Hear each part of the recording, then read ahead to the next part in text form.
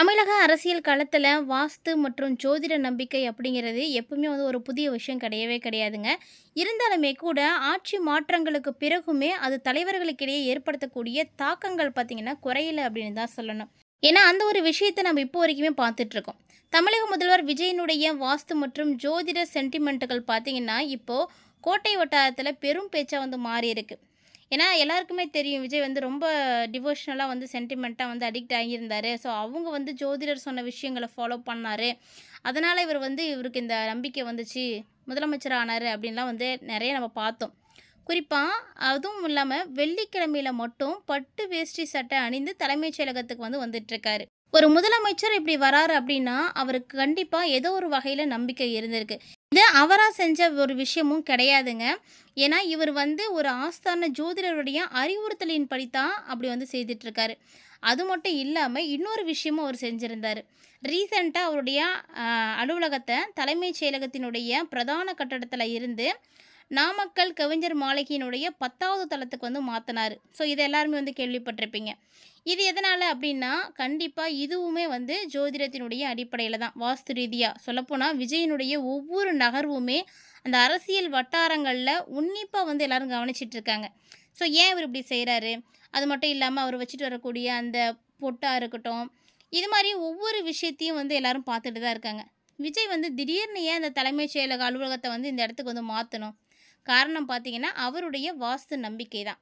அது மட்டும் இல்லாமல் எதிர்க்கட்சி தலைவரான எடப்பாடி பழனிசாமியிடம் பழைய நினைவுகளையும் ஆதங்கத்தையும் வந்து இப்போ வந்து கிளறி விட்டுட்டு இருக்காங்கன்னு தான் சொல்லணுங்க.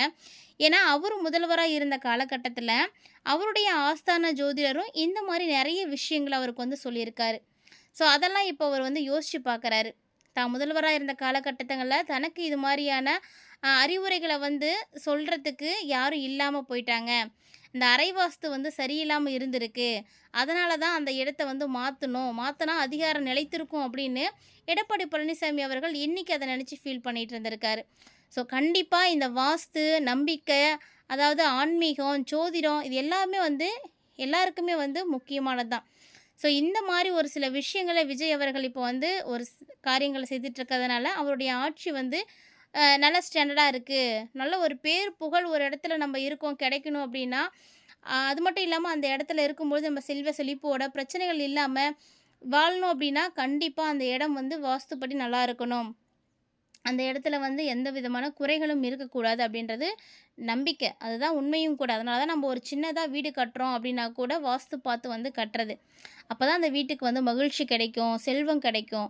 அதே மாதிரி தான் நம்ம வந்து ஒரு அரசியலோ இருக்கட்டும், வேறு எதுவாக இருந்தாலும் சரி, தொழிலாக இருந்தாலும் சரி, எதில் நம்ம இறங்கினாலுமே கூட இது மாதிரி பார்க்குறது ரொம்ப நல்லது. ஸோ விஜய் அவர்கள் வந்து கரெக்டாக வந்து யோசிச்சிருக்காரு. ஸோ அதனால தான் அவருடைய அந்த அலுவலகத்தை வந்து 10வது தளத்துக்கு வந்து மாற்றிருக்காருங்க. ஸோ இந்த மாதிரி ஒரு சில விஷயங்களை எல்லாத்தையுமே எடப்பாடி அவர்கள் இப்போ தான் வந்து யோசித்து பார்க்குறாரு. ஒருவேளை நம்ம அந்த அலுவலக இடத்த வந்து மாற்றிருந்தோம் அப்படின்னா நமக்கு அதிகாரம் கிடைச்சிருக்கும் அப்படின்னு அவர் வந்து யோசிச்சுட்ருக்காரு. அதுவும் அவர் யார்கிட்ட சொல்லியிருக்காரு அப்படின்னா அந்த விஷயத்தை அவருடைய மகன்கிட்ட மிதுன்கிட்ட தான் வந்து சொல்லிகிட்ருக்காரு. அது மட்டும் இல்லாமல் அவருடைய க்ளோஸ் ரிலேட்டிவ்ஸாக இருக்கக்கூடியவங்கள்ட்டெல்லாம் புலம்ப ஆரம்பிச்சிருக்காருங்க. ஏன்னா ஜோதிடத்தின் மீது அவருக்கு வந்து நம்பிக்கை வந்து இருக்குதான், இருந்தாலுமே கூட அரசியல் விமர்சனங்கள், தேவையில்லாத சர்ச்சைகளுக்கு பயந்தே அவர் வந்து அதை வந்து கையில் எடுக்காமல் விட்டுட்டார். அது ஒரு வேளை அவர் பார்த்துருந்தார் அப்படின்னா கண்டிப்பாக அவரும் வந்து ஆட்சியில் இருந்திருப்பார் அப்படின்னு தான் சொல்லணும். அந்த மாற்றங்களை வந்து செய்யலையே அப்படின்னு இன்றைக்கி அவர் வந்து கவலைப்படுறாரு, யோசிக்கிறாரு. ஸோ அதை பற்றி இப்போ வந்து பகிர்ந்துட்டு இருக்காருங்க.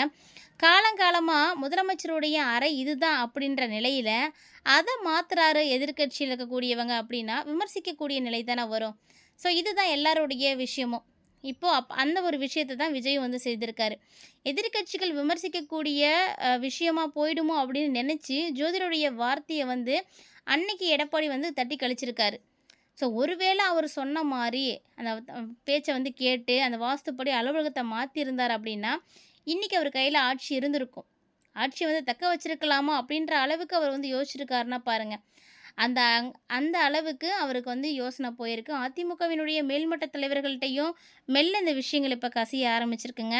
பொதுவாக அரசியலில் மக்கள் செல்வாக்கு முக்கியம் அப்படின்னாலுமே கூட அதிகாரத்தை தக்க வைக்கணும் அப்படின்னா வாஸ்துவும் ஒரு முக்கியமான காரணியாக இருக்குமோ அப்படின்ற சந்தேகம் நிறைய தலைவர்கள்ட்ட இப்போ வந்து பரவிட்டு இருக்குது. ஸோ நமக்கு மக்களுடைய அன்பு, ஆதரவு எல்லாம் வேணும் வேணும் தான். மக்களுடைய அந்த ஒரு செல்வாக்கு இல்லாம எந்த அரசியல்வாதியாலயும் அந்த அரசியல வந்து நடத்த முடியாது. அப்படி இருக்கும்போது, ஏன் இப்ப திடீர்னு வாஸ்து, ஜோதிடம் இதன் மேல வந்து அவங்களுக்கு நம்பிக்கை போயிருக்கு அப்படின்னா, விஜய் அவர்களுடைய செயல்பாடுகள அவங்க எல்லாருமே உன்னிப்பா கவனிச்சுட்டு இருக்காங்க. ஏன் விஜய் வந்து இப்படி செய்றாரு? ஏன் இந்த இடத்த மாத்திருக்காரு?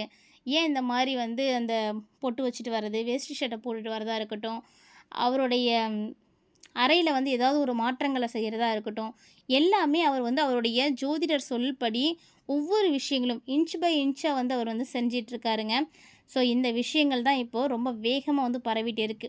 எடப்பாடி பழனிசாமியினுடைய அந்த ஆதங்க பேச்சு வெளியானதுமே, சமீபத்தில அவர் தன்னுடைய வீட்டையே வந்து மாத்திட்டாரு அப்படின்ற மாரியான ஒரு நியூஸ் கூட வந்து கிடைச்சிருக்கு. ஸோ இது மாரி வாஸ்து காரணங்கள் ஏதாவது இருக்குமோ? அதனால தான் நம்மளுடைய ஆட்சி நிலைக்காம போயிடுச்சோ? அதனால தான் நம்ம வந்து ஜெயிக்காம போயிட்டோமோ? எதிர்க்கட்சி அப்படின்ற அந்தஸ்து கூட இல்லாம போயிடுச்சே அப்படின்ற மாரிலாம் அவர் வந்து யோசிக்க ஆரம்பிச்சிருக்காருங்க. ஸோ இது என்ன பண்ணுது அப்படின்னா, ஒரு புதிய விவாதங்களுக்கும், சந்தேகங்களுக்கும் வந்து இடம் கொடுக்க ஆரம்பிச்சிருக்கு. அதுலயும் குறிப்பா அதிமுக தொண்டர்கள், அரசியல் விமர்சகர்கள் இவங்களுடைய மத்தியில இந்த மாதிரியான பேச்சுக்கள் தான் இப்போ வந்து அதிகமா போயிட்டுருக்குன்னே சொல்லணும். ஸோ விஜய் வந்து எந்த அளவுக்கு ஜோதிடத்தின் மேலேயும், வாஸ்து மேலேயும் சென்டிமெண்ட்டா வந்து இருக்கிறாரோ, அந்த சென்டிமெண்ட்டு தான் அவர் வந்து இந்த அளவு கொண்டு போயிருக்கு. அவருடைய கட்சிக்கு மட்டும் இல்லாம, தமிழகத்தில இருக்கக்கூடிய பிற அரசியல் தலைவர்களுடைய மனநிலையிலுமே இது வந்து இப்போ பிரதிபலிக்க ஆரம்பிச்சிருக்கு.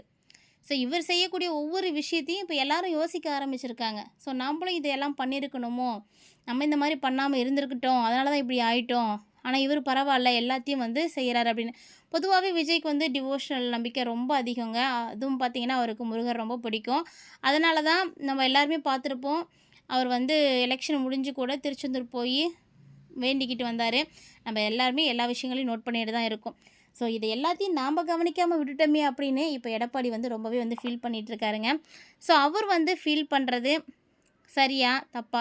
இதுக்கு மேல ஃபீல் பண்ணதுனால என்ன நடக்க போகுது அப்படின்னு கூட எல்லாருமே வந்து யோசிச்சுட்டு இருக்காங்க. இத தொடர்ந்து பார்க்கும்போது இனி ஒவ்வொரு அரசியல்வாதிகளுமே வாஸ்து சாஸ்திரம், ஜோதிடம் இது எல்லாத்தையுமே வந்து நம்புவாங்க. அதன்படி வந்து செயல்பட ஆரம்பிக்குவாங்க அப்படின்ற மாரியான ஒரு விஷயத்த வந்து தெளிவுபடுத்தியிருக்காங்க. ஸோ பார்க்கலாம் யார் வந்து என்ன விஷயங்கள வந்து செய்றாங்க அப்படின்னு. இதுவரைக்கும் வந்து விஜய் செய்யக்கூடிய விஷயங்கள பெருசா யாரும் பேசல. இருந்தாலுமே கூட விஜய் செய்யும்போது கூட அதையுமே நெறைய பேர் வந்து கிரிட்டிசைஸ் பண்ணியிருந்தாங்க. இதுக்கும் அதுக்கும் என்ன சம்மந்தம்? நீங்க அத நம்பி தான் வந்து அரசியலுக்கு வந்திருக்கீங்களா? அப்படின்ற மாரிலாம் நெறைய பேசுனாங்க.